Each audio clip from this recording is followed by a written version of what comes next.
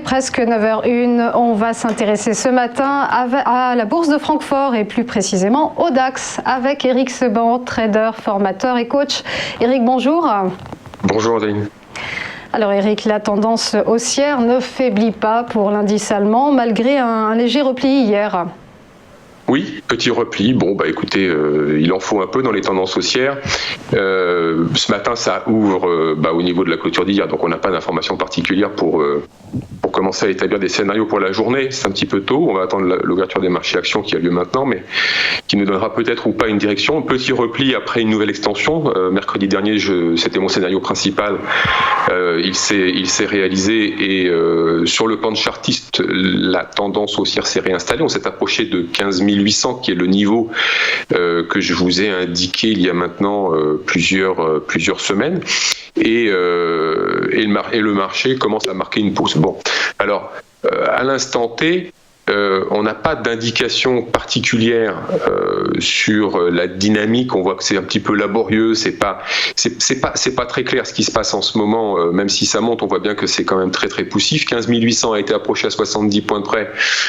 Bon, pour l'instant, le DAX est très scolaire sur le plan de chartiste. Je vous ai posté un graphique qui vous montre les différents scénarios à attendre pour les prochains jours et qui vous montre qu'on a des reports de rectangles, enfin des choses assez classiques.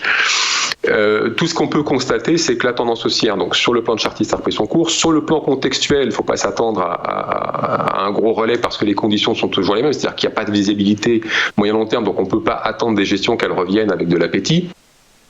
Mais que sans doute on a encore eu un contre-pied sur des vendeurs pris à l'envers, qu'on a sans doute eu un petit peu de gestion de delta qui est venue accentuer la dernière extension à laquelle on a fait face.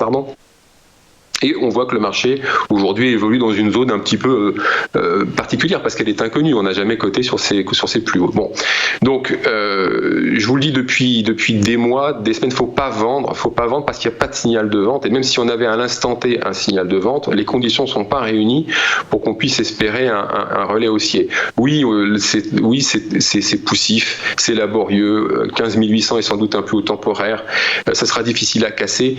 Oui, tout ça, je suis d'accord avec vous, mais c'est sur des situations qu'on a déjà eues par le passé. Dans tous les mois qui ont précédé, on a eu des niveaux qui étaient difficiles à casser. Pour autant, ça a été cassé après peut-être des consolidations et parfois un peu de violence. Donc, il ne faut pas se dire ça a trop monté. Il ne faut pas se mettre dans la tête que vendre est une bonne idée. C'est pas une bonne idée. Ça n'était pas une bonne idée depuis déjà des mois. Je vous le dis, je vous le répète, ça n'est toujours pas une bonne idée parce que les conditions sont pas requises et c'est du côté de l'achat, en accompagnant la tendance, qu'il y avait bien évidemment de meilleurs profits à faire.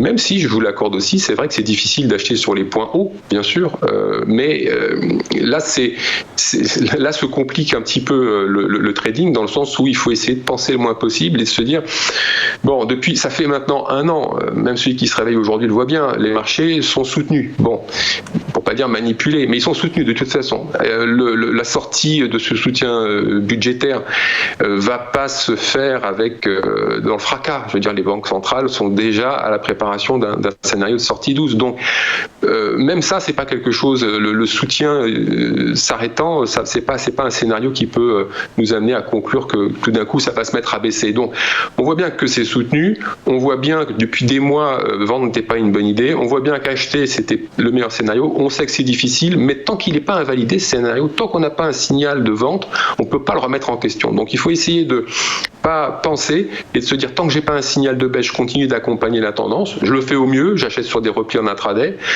Et c'est de ce côté-là qu'il faut essayer vraiment de prendre confiance et de se dire, bon, qu'est-ce qui peut m'arriver de grave? Est-ce que le marché peut vraiment décrocher? Est-ce qu'il y a des éléments qui pourraient faire que le marché peut décrocher d'un coup net? Non, ils ne sont pas là, ils n'étaient pas là précédemment, ils sont toujours pas là, et donc il faut continuer à essayer d'accompagner cette tendance. Je vous dis, les conditions sont loin d'être réunies pour parier sur une baisse, donc essayer de s'attacher les mains dans le dos pour ne pas vendre est la meilleure chose à faire en ce moment. Faute de mieux en tout cas. Très bien, merci beaucoup Eric Seban pour votre décryptage et bonne journée à vous. À suivre après une courte pause, quelles valeurs vont se démarquer aujourd'hui? Eh bien, vous saurez tout avec les Market Movers.